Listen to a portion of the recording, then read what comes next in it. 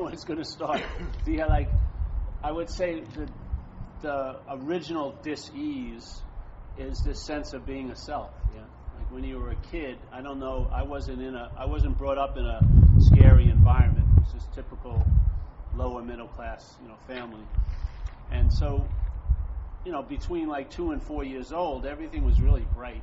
Everything was just what it was. I wasn't walking around my house judging the sizes of the rooms or anything, and I didn't, my mother wasn't too fat or not pretty enough for me. I just loved her, When I was playing, I'd just be totally absorbed in the playing because my head hadn't entertained a time yet that much. Yeah? I didn't know like next week, and I definitely didn't have much of a past, so I couldn't be living in memory of days before when I played. So every day I could play with soldiers for like 2 years in a row. Every day with Wayne Griffith, my best friend. Just played the same 13 soldiers, near an apple tree for like 2 years. Every day they just put us in the yard and we just played in an imagination. And at that point there was no discomfort, irritability, or restlessness that much. When I didn't get what I wanted, maybe you'd flip out, but it would be passing very quickly. But then something occurred, and I started growing into, it's almost as if the thoughts in my head got louder. Yeah. Before, they weren't that emphasized when I was a young kid. It was more playing, and being engaged. Yeah. And I didn't really think about loving my mother. I just loved my mother. Things started from love, not starting from thinking. Things started from here, not started from there and then. Which is where the thought system starts from. The thought system starts from the past. It does. It doesn't start from now. It pictures us as a body that was here before and will be here later. That's what it does. So it's almost like it was a slowly vacuuming up or a sucking up into a mental realm. And then life became a little bit, started being observed instead of lived, yeah? There was like a little critiquer or a little judger, and there was these vague feelings of something was really deeply wrong with me. Yeah, I couldn't put my finger on it because I didn't have much history yet. I didn't rob any banks when I was 5, 6 years old. I didn't do many heinous acts yet. But I felt really something was off. And that seemed to really agitate the thought system. There was a lot of thinking about the me and then the you also. They're both synonymous in a way. The me doesn't arise alone. It arises in relation to yous. Yeah. So my head started getting really active, and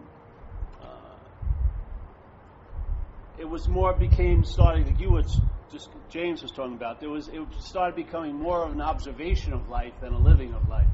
And along with this sucking up in my head, I started to feel uncomfortable in my own skin, which is a real drag because it's the only skin you're going to be in for a while, until they get to a point where they can change all your skin. Maybe they will, but at this point, you're in the skin bag, and it's sort of weird to be uncomfortable in the only one you're in. And then, you started to feel irritable, restless, and discontent, which is the root of alcoholism, really. On the sensational level, that's it.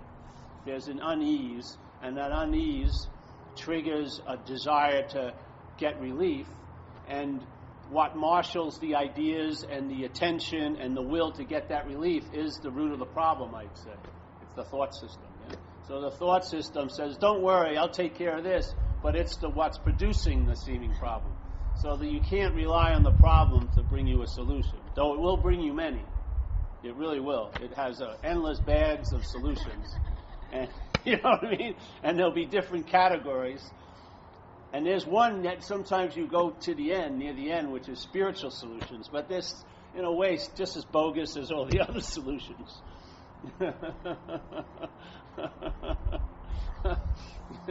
Because this is a tricky little problem. The problem is, maybe when I was young, I really wasn't taking myself to be anything, which is that's really closer to what I am than anything I've ever thought of after that. Yeah? When I wasn't taking myself to be anything, I was pretty close to what I really am, in a sense, which is awareness or consciousness or aliveness. Yeah. Then I started to take myself to be a lot of somethings. Yeah. And they had different degrees and shades, but they were all produced by a mental process through thoughts and ideas, and concepts. And as soon as my attention and interest left, let's say, the field of life and entered like the narrating booth, like Howard Cosell, narrating a football game, something's lost. The sense of the game's lost, really. You're not playing anymore, You're thinking about playing. You're portraying someone who plays, but there's now a separation or a distance, and I would say that's really the rub, because there's that missing of something demands a seeking to find it. And this is where the selfing gets us totally engaged, because it takes on the mission to find a solution to it. Yeah? It's now running around looking and going through all these ways of getting some relief, from self, but it's trying to get relief from self as self, and the idea of self to me is not just a thought. It's a thought wrapped in a feeling, a vague sense of being a self, which is a long-lasting, independent, separate entity. Yeah.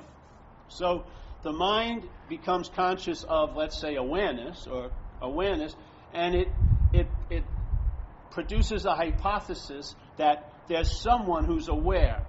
Yeah. It seems logical. Hey, there's awareness. There must be someone who's aware, because the mind thinks in subjects and nouns. Yeah. And when it sees doing, it just has to find a doer. It can't just let doing be doing. It can't let thinking be thinking. There's got to be a thinker somewhere. It can't let feelings just be feelings. There's got to be a feeler. Yeah. And that's its logic. It just can't. Once it senses an activity called feeling, it immediately goes to there's a feeler. Yeah? Once there's a noticing of an activity, let's say thinking, there's a thinker. When there's an activity of the body, it becomes I'm the one who's doing the activity. The body may be doing it, but there's a sense of the mind claiming to be the doer. And the mind's idea of you isn't all body. It's rooted in the idea of being a body, but it actually thinks it's not of the body, because it basically hates the body quite a lot.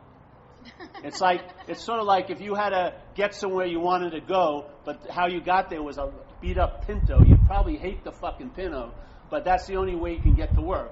So every day you get in that Pinto, and that's the way you travel around to where you want to go, but you're bitching about the Pinto. It's not nice enough, not fast enough, doesn't turn good enough, yeah?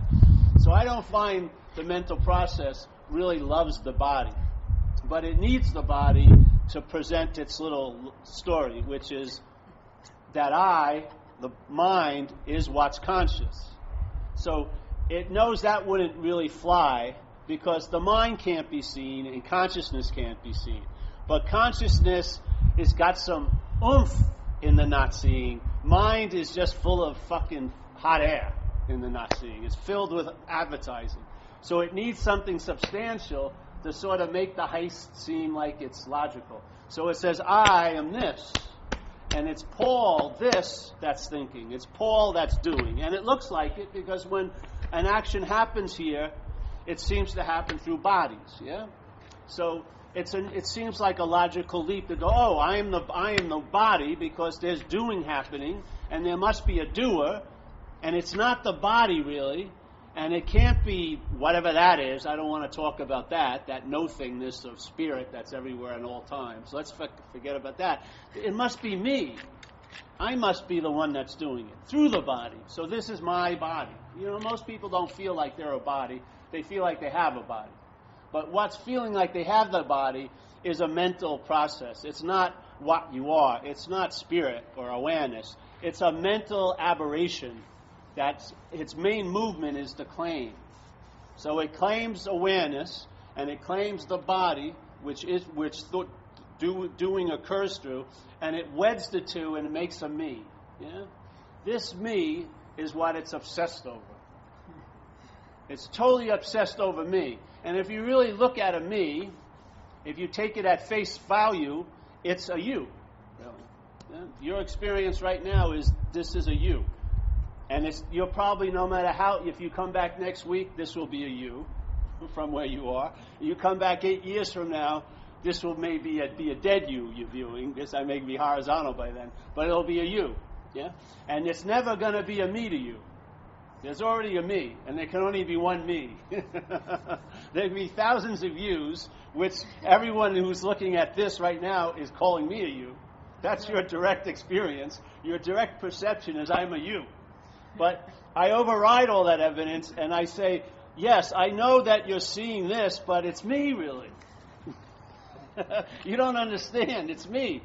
So when I do something crazy in the body, you don't understand. It's me. My intentions were good. I really would rather be helpful instead of stealing your goods right now. Oh, all right. So should I judge you by what's actually happening, considering you call yourself the doer, or should I judge you by your idea of who's doing the happening? Yeah? It's all fucking crazy to me. Yet, it will defend itself because it has incredible self-preservation instinct. It has no preservation instinct about the body.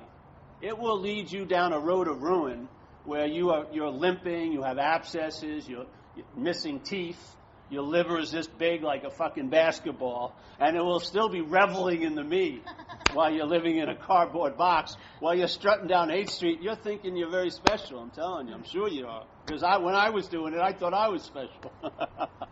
So the me has an incredible defense against all investigation. Yeah? It will investigate other yous a lot. Take an inventory of every you it sees. But the me very rarely gets looked at. Yeah? It just, the looking sort of, when it goes there, it's stopped by this big sign. It's me.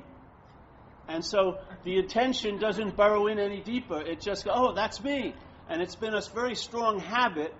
And it's an assumption because there's really nothing of any content back there, nothing of any weight, yet the attention never goes through it. It sort of it hits the billboard of the mind and shoots right back out. Yeah? So now it's attending to everything, and when the flow of information's both ways. So I see something, and then information comes back, but it doesn't come back in like a fluid, like circular form of knowledge, like going like this. It hits the billboard of me, and now it's me. Everything that I seem to meet, it's only me that's meeting them. So in a way, this becomes the center of the universe. The center of the universe in a very small mental universe called self-centeredness. It becomes the center of it. So every day, it's me that's having the day. Yeah? And I can verify it because I have pictures of the me, which is the body. That's all you see. When I show you a picture of me 5 years ago, it's a you to you. Yeah? You know, where's the me? You'll go, no, look, this is me when I was a kid. That looks like a you. I've seen thousands of yous in little baby form. What's the difference? But it's me. You don't get it. All right, let me get closer. This is more proximity to how I look right now. This is me from a year ago. It still looks like a you. Yeah? Oh, you go, oh, yeah. Oh, that's you. That's me. Eh? That's you. No, yeah, but as soon as you go, that's you, I hear it as me. It's incredible, right? That's you. If I hear it, that's him, James, I got it very clear. He's a you to me. But when you're going, oh, that's you, looking at me, it goes, that's you, that's you, that's you. Me! Ding! Me! Ding! And it's... and what happens when the me dings, it reverberates, and the attention and interest follows every fucking reverberation. Because it's your attention and interest, which either enriches or enslaves your life, is enslaved to that idea of you as the liver of this life, called me. Yeah. Now, what we're saying is this is like a trinity in a weird way, a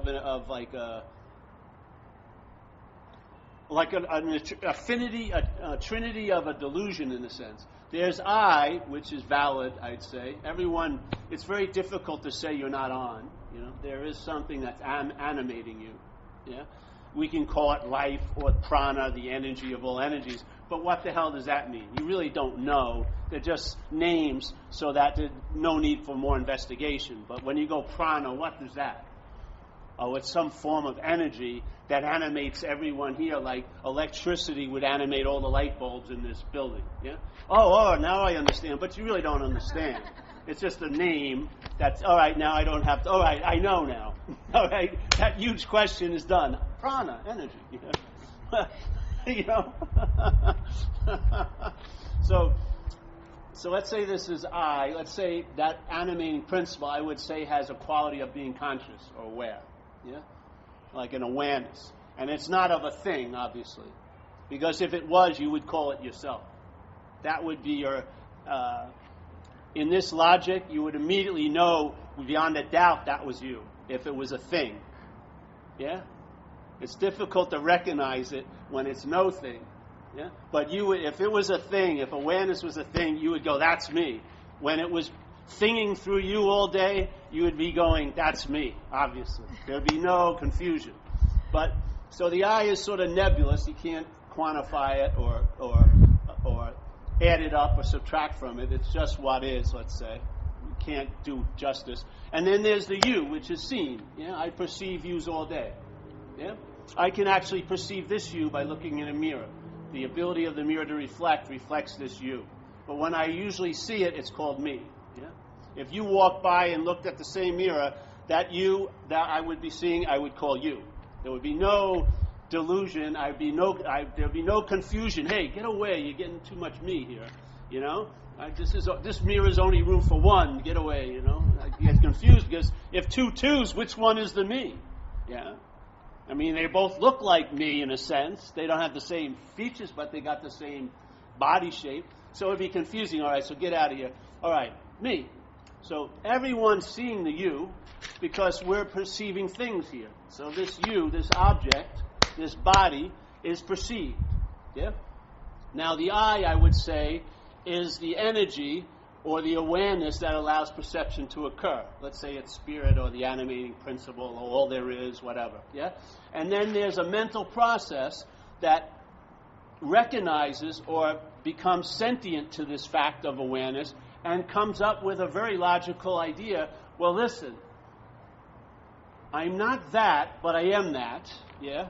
I'm not the body, but I am the body. I have a body. So let's blend the two. Let's make the qualities of this, no thingness, let me put them into the qualities of this thingness, and therefore I can claim spirit. I can say I'm the one who's seeing, I'm the one who's feeling, I'm the one who's tasting, I'm the one who's touching, I'm the one who's thinking, I'm the one who's doing all of this, I'm the one, I'm the one, I'm the one, and I'm going to use the body as my reference. So this is the truth that I'm that, because I'm this. Yeah. So the I and the you get wedded, and then the me appears. The me didn't appear till about 18 months, supposedly, in your development when you're a baby. So the me starts to appear. Now the me, when it appears, the mind's attention and interest starts getting drawn into its little vortex. Yeah? It becomes almost like a new planet, and it grows, it gets more mass by the interest and attention. The more interest and attention builds, the more it seems like it's so. Yeah? And the more and more and more interest, the more it seems like it's so, then it starts producing its like ecosystem, which is irritable, restless, and discontent. There seems to be something lacking. And now the planet is trying to get out of this little plate. It wants to get out of having all these asteroids and all these moons orbiting it, but it can't get out of them because it's holding all that asteroids and moon in place. It's gravitation that's pulling it in. So what I'm saying is self-centeredness is an unreliable system. Self-centeredness is a very, very biased guide here. Self-centeredness doesn't know how to navigate the unknown. Self-centeredness is a failed system. It's filled with excuses, rationalizations, and blame. Only something that fails to deliver the goods would have tons of excuses, yes, blames, and rationalization. If it could deliver the goods, there'd be no need for an excuse. Just like if I delivered furniture and I never missed an appointment of a delivery, I would have no excuses why I couldn't make the delivery because I made the delivery. Yeah, I wouldn't have to rationalize, oh, it was the traffic that stopped me, because I made the delivery. And I wouldn't have to blame, oh, they stopped me from bringing, because I brought it. This is what it's like. Soon as the mind it doesn't even do anything. There's just a recognition that I'm not that center, that all that information, it's almost like a helicopter blade. If it's followed so much, it seems to be a solid thing. Yeah? It produces a sense of being a someone. That someone is never seen. You never see what's seeing. You never hear what's hearing. You never feel what's feeling. You never can think about what's thinking. It's impossible. You're never going to see what's thinking. Yeah? But all of this claiming, all of this, oh, that, therefore this. That's what it does. Doing, therefore doer. Thinking, therefore thinker. Feeling, yes, I cannot deny feelings, but therefore there's a feeler. Yeah? We're not saying trying to corral your feelings. Maybe just let them be feelings. And, oh, that would be so much work. Absolutely not. Because that's what they are. They're feelings. What all the work is when it's my feelings. When you try to capture a feeling and put your little brand on it and put your little saddle on it so you can ride it into your story, that's a lot of fucking work. It really is. The same thing with thinking. We're not saying stop thinking, because that would be a thought. Yeah? We're saying maybe, just maybe, you're not the thinker. Yeah? So we're leaving the little maelstrom, which there's no solution in. Self can't get out of self. There's no way you're going to stop thinking. You're a thought in and of itself. How's a thought going to stop thinking? It's not the doer of the thinking. It's one of many thoughts. How can one thought stop other thoughts? Yeah? But this is, maybe, just maybe, I'm not the thinker. And you know what? It's really not a wild assumption. It's actually close. It's much quicker and closer to the truth than all your fucking mental assumptions. Yeah? Our mental assumptions are insane. We assume that we can be out of the moment we're in. We can. We write tons of stories. Oh, I wish I was in the moment. I wish I could enjoy life. Give me a fucking break. How could you be out of the moment? No one here has ever been out of one moment they've been in. Not once. I don't care. Oh, but I was thinking so much Saturday. It was like I wasn't there. It was like you weren't there, but you were there. It seemingly was so, but it isn't so. Seemingly means it appears to be true or false to you. It seems to be that way, but it isn't that way. Yeah? It is one way, and the mental process is in a huge amount of denial of that one way, because if that one way was acknowledged, it would realize it has no way. Yeah? And there would be radical freedom from the bondage of self. So let's just start with thought. There's going to be a seeing of thoughts, a lot of them, all day. Yeah? Some will be emphasized because they fit into the little scheme of the mind, how it's producing a sense of you that day. Some will be forgotten, only to be brought back and be emphasized at another time. Yes? What would happen if, all right, let's just acknowledge what happens. Actually, it's more like a hearing of thoughts, isn't it? And the thoughts are in language, aren't they? They sometimes have your soundtrack, your voice. Yeah? What you call your voice, the voice that comes from this body, which is just coming from a body, but because we're identified and we use the body for recognition, we call it my voice. But it isn't your voice, obviously. The voice is produced by vocal cords. This neck has nothing to do with you. You know what I mean? It's in and of itself activated all day, digesting, breathing, coughing up stuff. You know what I mean? It's not informing you of, or asking your permission. Can I cough up? It goes, you know. Can I throw up now? It usually just does what it wants to do. Basically, your seeming control is very, very minimal. It's mostly here in your head. You have very little control of most of your activity of the body, except for breath. You have breaths half voluntary, half involuntary. That's the only major process of the body that even has any kind of voluntary situation in it. Yet, so where was I? The throat. Where was I? What I was doing there? Oh, yeah. They sound like you, yes? And they're in language, aren't they? So they've been conceptualized. And that language is very tricky because the basis of the language, it's a subjective language, used by objects. So the body is an object, and the brain is part of the objectiveness of the body, and the brain is facilitating thoughts, And so the body and the brain, you would say, are producing thoughts. Now, the mental process, which is one part of the brain, it has an incredible movement called claiming. So when there's the awareness or the consciousness of the thoughts, which is conscious contact, you hear the thought, and you hear it in a tune that has been written in the musical laws of this world, language, concepts, So the information is conceptualized, and it always points to you as the subject. The object takes itself to be the subject.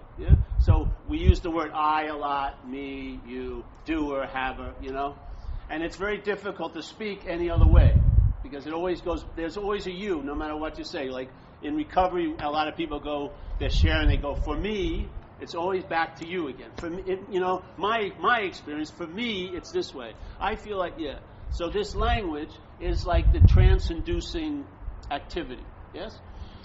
How the trance works isn't the trance itself, it's the my of it. It's when the mental process claims the thinking and uses the thinking to infer or point to a phantom thinker. That's the bondage of self.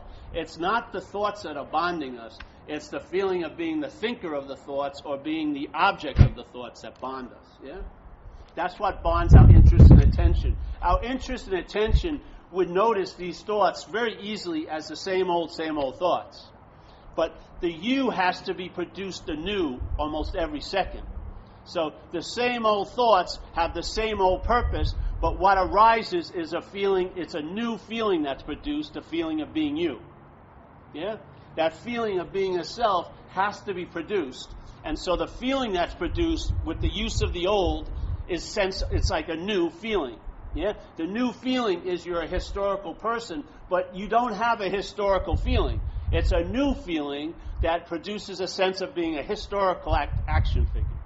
That's what it does, So the thought system is used by this mental process, but through claiming it, by saying these are my thoughts, to do what? To reinforce the idea that there's a thinker there. And that thinker is going to be a mixture of the I and the you, not totally the I nor the you, but really all of me. The me is the main emphasis, The me. That's what it does. So you would think some attention would go to the I. If life was happening, some attention about life would go to the I, and that's where it would rest a lot because that's in and of its own nature. Attention is not a thingness, And then some attention, because we're in this action figure game, would go to the you, And through that balancing, the I would be noticed and the you would be attended to the level it had to be attended to facilitate a sort of harmonious life here. Seems pretty beautiful system. But the me has sucked a lot of attention that would go to the I, because we're aware of the conscious contact, but we take it to be us. So it claims the attention that was going to the I and puts its little picture in front of it. Now it's going to me. It claims the body as something I own, and when push comes to shove, it's me, but then it's not me. But, it's mine. It's like a piece of cattle I have. I may want to wash it, but then particularly if it doesn't work well. So now the attention and interest that would be balanced, let's say, and you'd be attending to your body functions and be interested in space and love or whatever, is now mostly enslaved to the idea of being a you, which is a me. How's it working out?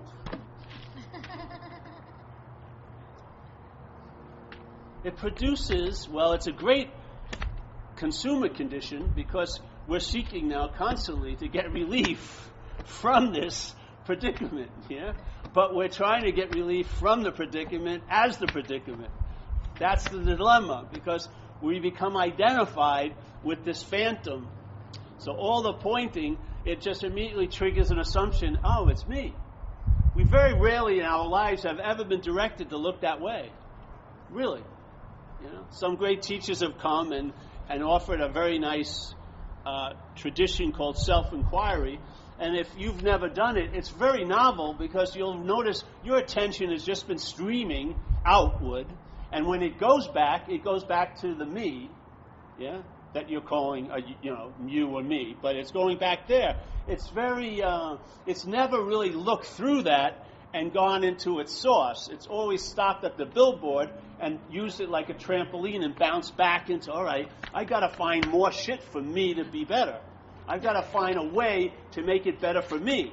I've got to go out there and find a path that me, as me, can get out of me, which is an impossibility. Because every time, if you take a 2-year class of how to get out of you, that would be obsession with you, in a way. So even the paths to get out, really, if you look at it, are another way of being in. So it's really, to me, very important to get self can't get out of self, because it will really change the direction of attention, yeah? Once the system at least stops and it's not pouring out all day and going to this, maybe it just gets suspended for a little while, things can really clear up quickly. When all that agitation, all that seeking, all that movement that's dragging your attention with it because it's you that's seeking, it's you that's moving, it's you that's doing, if that's suspended by a little bit of investigation, the whole system can reconfigure. The attention, unshackled, can really do a number very quickly. You can open up to a download that can change your whole life here in like a nanosecond, literally. The mind could just snap out of something because inherently it's never really been in it. Yeah? That's the real solution. The real solution is what we're trying to get out of is an impossibility that we were ever in it. It's an impossibility. Just like it's an impossibility that you could be out of the moment. Yeah? So why are you trying so hard to get in it? And it's really an impossibility for us to be in self. We can appear to be in self. Our attention can be rolling with it and following it like a dog nipping at someone's heels, but we can't actually be in self. We are inevitably the seeing of everything. Yeah? And no matter how much the seeing of everything gets distorted to where we take ourselves to be one of those everythings that's being seen, it can't actually make it so. The seeing is never going to become unseeing to become that which it's taken itself to be. Yeah? It's an impossibility. No-thingness can't lose its sense of nature of no-thingness and take on completely the nature of a thing. It can appear to, but it can't actually do it. Yeah? That's the freedom. So no matter how great the production is, you have to realize what's making the movie really good is the audience. Because when you wake up, or when there's an event, or whatever you want to call it, it's not when you wake up, it's a possibility. There can be a seeing at any moment. When there's a seeing, you'll see it as a movie, and a pretty tinny one at that. Yeah? So it wasn't the movie that was entrancing you. It was you in the position of being an audience. Yeah? You sitting there watching it as if it's happening to you, or you're the one that's seeing it. Yeah? That's the beauty of the message, is if I'm not that, then there's no real inherent need to get out of what I can't be in. That's the freedom from the bondage of self. To me, the bondage of self is the constant activity of trying to get out of what I can't be in. Since I was 5, 6 years old, I've been trying to get out of what I can't be in. Yeah? That's why it wasn't successful. Now, self-centeredness, every time it's not successful, you'll be the one who's blamed. The system will never be really looked at, yeah? Because the system is based on self-centeredness, so you'll always be at fault in a failure of the system. The feeling of being the one who didn't do it well enough or hasn't worked hard enough. Like we were at this talk in Massachusetts, and the guy was saying he went to this martial art thing, and they had him stand in one position for 17 minutes. And they said if you stand there for 17 minutes, something was going to happen. Yeah? So he stood there for 17 minutes, and he was sharing that nothing happened. So he asked me, what should I have done instead? I said, you should have stood there for 18 minutes. Then it would have happened. This is what it's like. Yeah? The system shows us it's a failed system, but we keep hoping beyond hope that it's going to work. If I just do more, and all the sense of being the doer is just the system itself. The feeling of being the doer, and therefore from that feeling you say, I got to do more, that's the activity of the system itself. There's not a point where the activity of the system itself is actually your activity. There's not a point where the system's activity stops and your activity begins. What you are doesn't have an activity, except awareness. Yeah? So the system's activity is what we keep going back to and relying on as us. So when a lot of us gets shown not to be us, we go back and hunker down in another us. Yeah? And when that's revealed not to be us, another us. And then we'll say there's, so to dispute the obvious evidence, we'll start saying there's an authentic self. After the 30 layers are peeled, there'll be that me, my authentic self. It's just a way of the system extending itself, yeah? Instead of realizing, when was it the last time you just sat there and you realized something didn't work and you put it down? Hey, this doesn't work. No resuscitation, no trying to resurrect it, no trying to, let's pump more stuff in it. No, there was a recognition, hey, this has failed. Yeah? Let me stand here with my pants down and see what happens. Instead of immediately going on and putting another pair of pants. Oh, no, I'll do more. I'll turbocharge Buddhism. I'll, mix Kabbalah with Tantra and some Hatha Yoga and then some Pilates and some vegan, some fasting, maple syrup with ginger, garlic, and on and on. Trying to just keep adding more ingredients to the mix. It's not cooking. Fucking put the spoon down, the ladle down, and just recognize something. Maybe it was forced on me. That's what happened. I was happily involved in exploring the idea of not being me.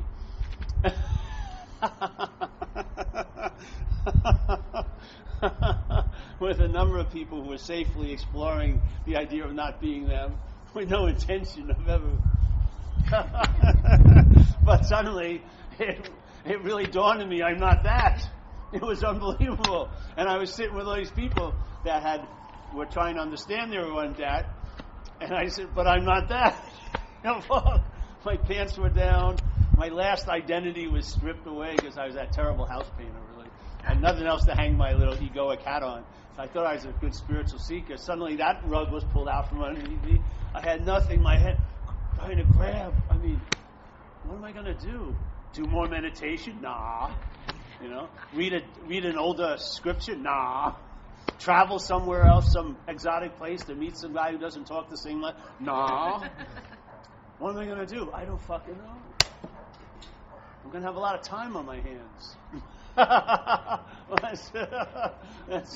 So suddenly the unreliability of the system was so obvious. There was something that had to be relied on, but it couldn't be seen, and I wasn't going to hear it language-wise.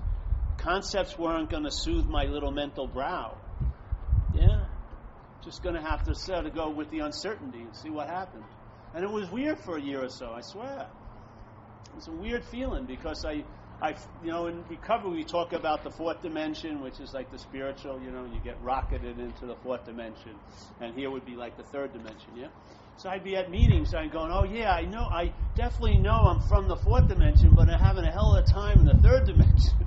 It's not integrating well. I just felt very, very flipped out. Wasn't sleeping, spasming, crying and laughing at weird times, and what the hell's up, and but it was almost like being pregnant. After 9 months, I swear to God, it felt like some kind of pregnancy. After 9 months, something was given birth to, and then I got more relaxed. And I'll tell you, it was like all the uncomfortability was that inherent uncomfortability. It had to be shook out so I could get relaxed, to a point where I could accept the relaxation of a level of ease and comfort. Because you're not going to be able to enjoy it in agitation. Yeah? It has a total, no to a lot of seeking. It's like, no, effort is not going to play effort here. You're not going to accrue value here. This is about nakedness in a sense. This is about just, see what happens. So, if you you can hold on. You drop onto levels of relaxation that you couldn't get produced through the body by 10 massages in one day. You just get to a point of relaxation where the constriction of the system of mind, all that attention and interest crammed into a failed little thought interpretive system, starts leaking out and now seeks enrichment from other than self-centeredness. Feeling the space, recognizing no thing, sensing a presence, all like that. It's the same interest and attention. It's just been freed from the slavery of the bondage of self. Now it enriches one's life. Yeah. The you is doing a lot better under its tutelage than it ever did as me. When it was me, man, the you was fucking lost. I took... Jesus Christ. There's this one time, my stomach bothered me for a long time, So was the story since I was young. And I wanted relief, and which just seems like a natural desire.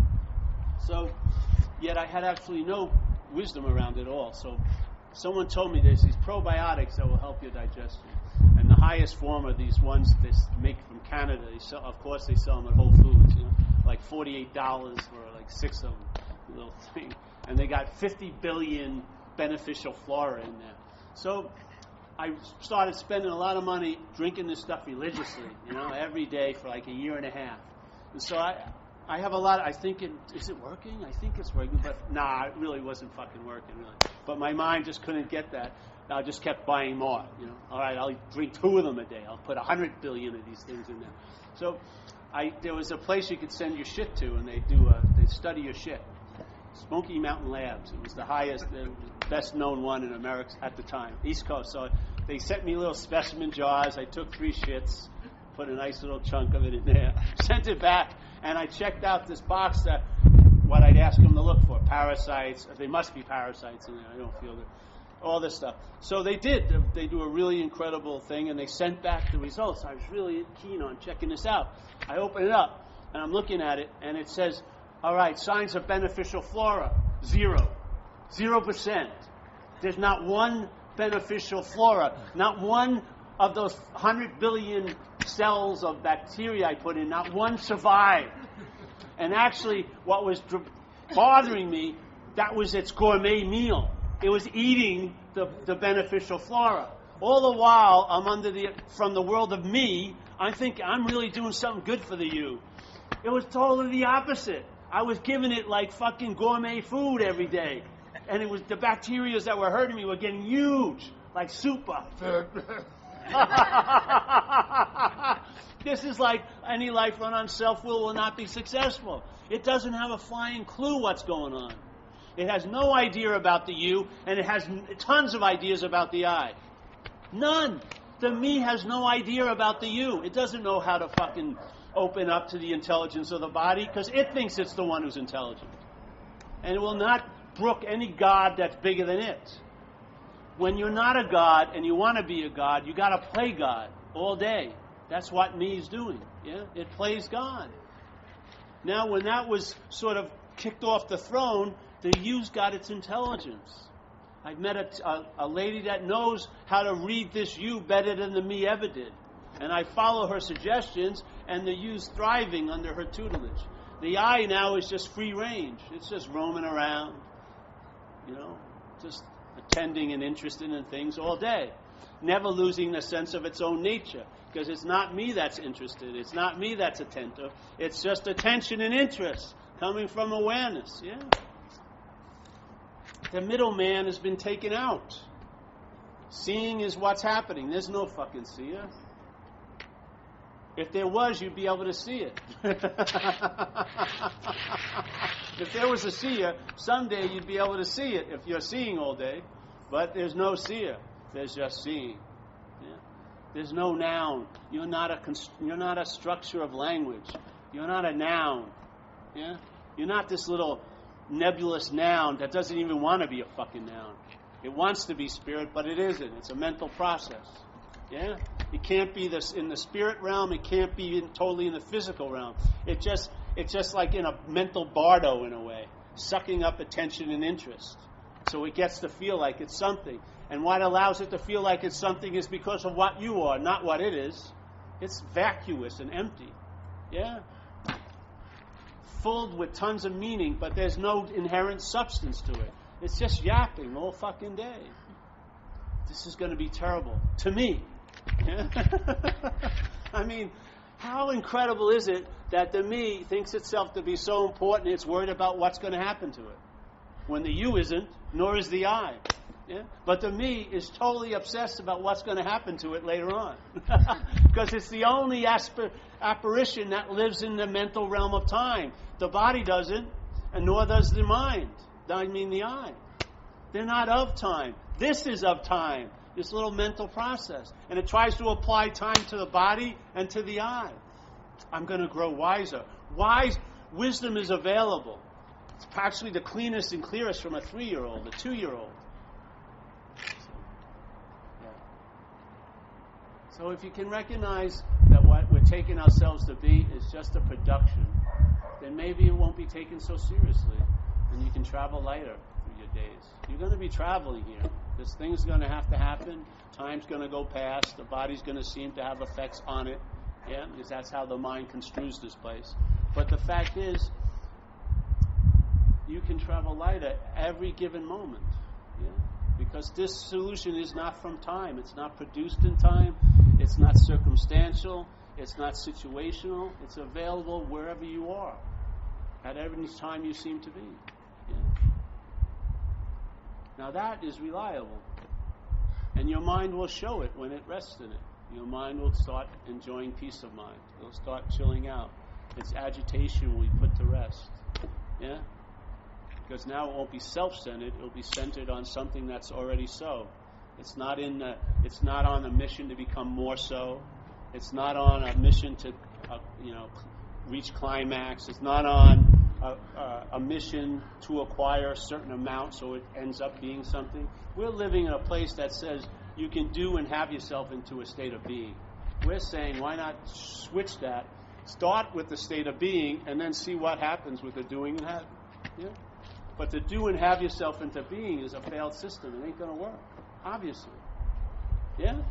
If you believe you do and have yourself into being, and then someone says one thing about your being, oh, you're not that good at that. The being just cracks, doesn't it? Like a weak glass. Oh, you're not really a good surfer. Yeah? But what you are can't be cracked. What you truly are, rest there. Yeah, why not? So there. Man, it's cooking today. Any questions? Anyone agree or disagree? Agree? Oh, good. Yes? You're saying you're not that. The Buddhists have a saying, thou art that. It's obvious they're talking about something else. They're talking about the I guess? Yes, I would say so. They're trying to indicate that. You can't talk about it. That's why I don't like going that way. You can talk about what you're not. We're doing it all day. That's what most of us do all day. Is talk about what we're not. Let's talk about what we're not in a different way. More with a questioning, not with an assumption that it's so, but maybe a suspicion. Yeah. Just see if what you call you are just activities that are being claimed. Yeah. Maybe what we call us is just activities that are being claimed and put to a certain use, yeah, to sort of mirror or reflect an idea that can never actually be seen. No matter how many times you call you up to the mat, you're never going to show up, yeah. And if you say, oh, when you as a body shows up, that's not actually you. Even your head doesn't believe it's you. It says, I have a body. What is that has the body? It's all. This is an assumption. Yeah? Tons of stuff is said, felt.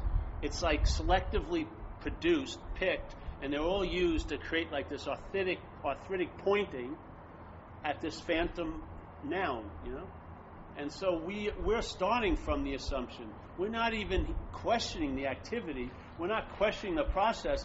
Most of us start from the assumption. In other words, the process is pretty much over. It's just doing its thing now. It's already produced the goods, the feeling of being a you. Yeah? This idea of being me.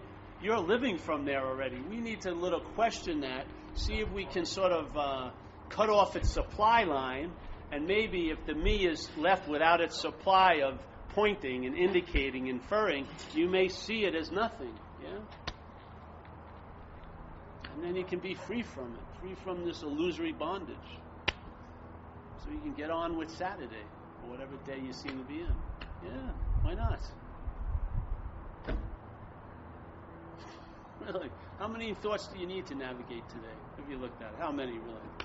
20? All right. $5 bridge, toll, surf, this, that, this. Yes? What are the other 8,000 thoughts doing? They're just constantly, it's like singing the golden oldie of Deb, Chris all day. Jesus Christ. And then you'll be bitching about it, but if anyone tries to remove the needle, hey! Stay away from there. It gets really good at the end. Everything's going to work out. No, it doesn't. It's like a country western song. So we'll pass the basket. Chris, can we use your cheapo hat? Thanks.